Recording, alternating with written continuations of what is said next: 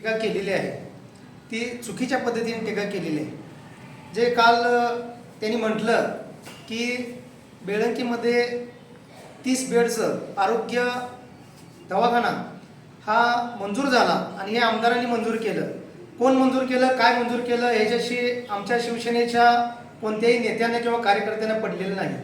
परंतु त्या गावच्या स्थानिक नेत्या भाजपच्या सरपंच आहेत आमच्या डॉक्टर सारिका शिंदे मॅडम, यांच्याबद्दल त्यांनी काल वक्तव्य केलं की त्यांचं प्रोटोकॉलप्रमाणे त्यांचं नाव त्यांच्या त्या कार्यक्रम पत्रिकेमध्ये नाही.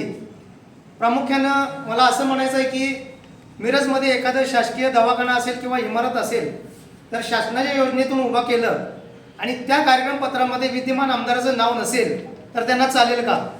माझा थेट त्यांना प्रश्न आहे. तसं डॉक्टर महेश कुमार कांबळे यांनी त्या मॅडमांच्या बोलण्याच्या पाठीमागं आमचे वनखंडे सर यांचा हात आहे असं त्यांनी त्यांनी आमच्या सरांच्यावरती आरोप केला. त्यांना माझं आव्हान आहे की त्याने स्पष्ट करून दाखवावं की वनखंडे सरांनी सांगितल्यानंतर त्या सरपंचांनी असं बोललेलं आहे. म्हणजे एक म्हण आहे की करून गेलं गाव आणि टिंबाटिंबाचं नाव, म्हणजे काही जरी केलं तरी वनखंडे सरांनी केलं.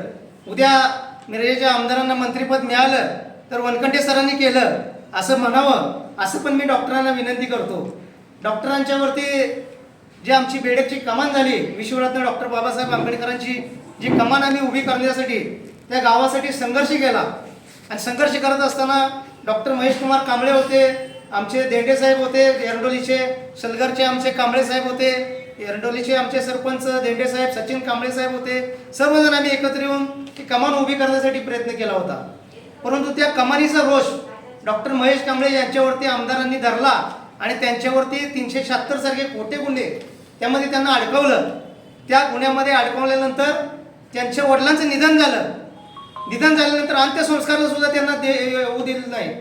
त्यावेळेला त्यांचा बाप वारला त्यावेळेला देखील त्यांना येऊ दिलं नाही आणि अशा आमदारांना ते आता सध्या स्वतःचे बाप म्हणत आहे. हे किती लाजीरवाणी गोष्ट आहे. महेश कांबळेंना माझी विनंती आहे की त्यांनी लक्ष द्यावं बौद्ध समाजाकडं. बौद्ध समाजाकडं या आमदाराचं प्रामुख्यानं दुर्लक्ष आहे. कारण मालगावसारख्या या मोठ्या गावामध्ये त्यांचा एक कार्यकर्ता होता दक्षती समिती सदस्य आमचे मोठे बंधू विश्वास खांडेकर, यांना उमेदवारी दिली नाही भाजपनं. उमेदवारी दिली दुसऱ्याला, नवीन आला नौका उमेदवार त्याला उमेदवारी दिली. परंतु विश्वास बापूसारख्या 10 वर्ष भाजपमध्ये एकनिष्ठ असणारा बौद्ध समाजाचा कार्यकर्ता त्याला उमेदवारी दिली नाही. कारण त्यांचं प्रामुख्यानं बौद्ध समाजावरती त्यांचा रोष दिसून येतं. म्हणून मी माझं म्हणणं आहे की डॉक्टरसारख्या कार्यकर्त्याला असं काहीतरी पुढं बोलून चांगलं काहीतरी त्याच्याकडून वधवून घेण्यापेक्षा त्याला कुठंतरी एखाद्या चांगल्या विभागावरती किंवा DPDCमध्ये किंवा नगरसेवक स्वीकृत नगरसेवक पद देऊन चांगलं कार्य करावं आमदारांनी. असं काहीतरी उचापती करायला डॉक्टरांना भाग पाडू नये, बंद करावं.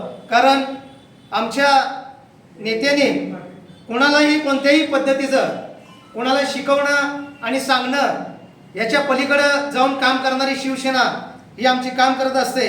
इथून पुढं सरांच्यावरती टीका करत असताना महेश कुमार कांबळे यांना माझी विनंती आहे, कारण विचार करून आपण बोलावं. कारण काही बाजारात म्हणे आहेत की बोलणाऱ्याचे एरंड्या खपतात, न बोलणारे शेंगदाणे पण खपत नाहीत. तर एरंड्या आपण खपवत बसला आहात, ते आता खपणार नाहीत. शेंगदाणे आमचे न बोलता आपले ऐकले जाणार आहेत. त्यामुळं आपण विचार करत असताना सरांच्यावर टीका करत असताना आपण विचार करून बोलावं. आणि इथून पुढं आंबेडकरी समाजामध्ये काम करत असताना आमची सर्व संघटना आहे, आमची संघटना चांगल्या कामाला पाठिंबा देत असते. अशा प्रकारच्या काही टीका करायचं आणि मोठं व्हायचं याच्या पाठीमागं आमची संघटना राहत नाही. इथून पुढं भविष्य काळामध्ये वनखंडे सरांच्या नेतृत्वाखाली शिवसेनेच्या आमचे उपमुख्यमंत्री एकनाथजी शिंदे साहेब असतील, वनखंडे सर आमचे सांगली मिरज कुपवाड महानगरपालिकेचे प्रमुख असतील, सागरदादा वनखंडे आमचे युवा नेते असतील, यांच्या मार्गदर्शनाखाली इथून पुढे बौद्ध समाजातील युवक भरपूर प्रमाणात या ठिकाणी प्रवेश करतील आणि समाजाचा सर्वांगीण विकास करण्यासाठी सर्वजण काम करतील. एवढंच बोलतो आणि थांबतो. जय हिंद, जय महाराष्ट्र.